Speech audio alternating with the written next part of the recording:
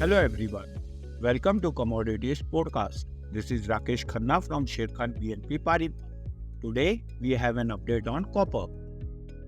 MCX copper price was moving in falling channel by forming lower high lower low formation, and given an upward trend line breakout indicate short-term trend is bullish.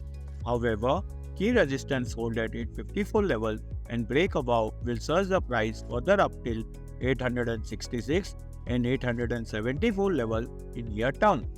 On the downside, key support hold at 840 level and break below will act as a trend reversal. The price indicator is bullish.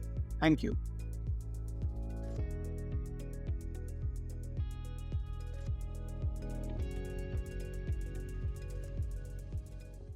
Investment in securities market are subject to market risks. Read all the related documents carefully before investing.